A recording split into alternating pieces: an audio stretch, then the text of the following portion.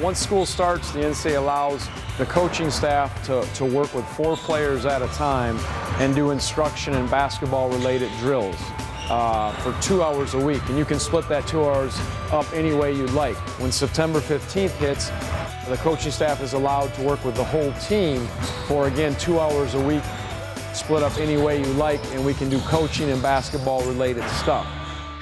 Now, Coach Curtis, our strength and conditioning coach, he's allowed to do his drills with them, and we can observe that. We can do conditioning drills that are without the basketball and have involvement that way. But basketball is limited to 2 hours a week, 4 guys at a time. September 15th hits, then you get the whole team. Okay, remember now, you have all that ball screen. That's 2-man game. Screen and roll or in screen on this.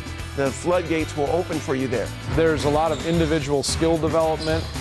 There is certainly some team stuff, but you're just trying to establish a few things and touch on, like I said, the individual work and improvement, development things, and then now that we can work with a team, just introduce some concepts. And it's a new rule that is good, especially when you have a lot of young guys, because you get more time with them, and it's not like October 15th, the start of practice comes, and you're introducing new things. So I like it. It'd be nice, as every coach would want, 4 hours a week. Not asking for much, just 4 hours, especially with a young team, but the 2 hours will take, and it's helpful. Look at all that room. You have both elbows that all you got to do is get by him. You can do your Jimmer Fredette move. Go ahead. Will's man helps. You can get you an assist.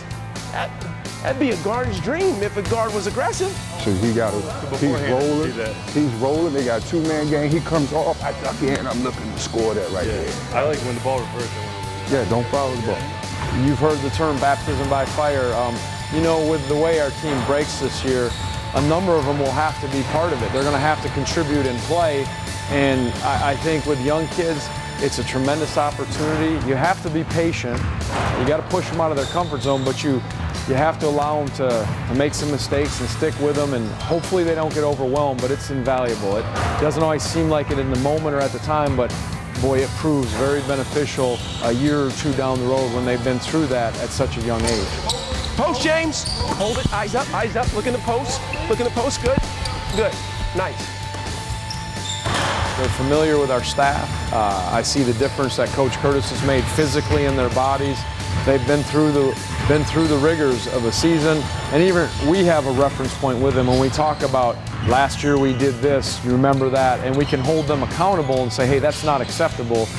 We worked on this hour after hour last year, and there's nothing like kind of being in that last year, and they're forced into the role too with all these young guys. They have to say, this is how it is, and that's important. I think it makes guys like Mustafa and Will Sherrill and Mike Scott, it helps them really grow up quick.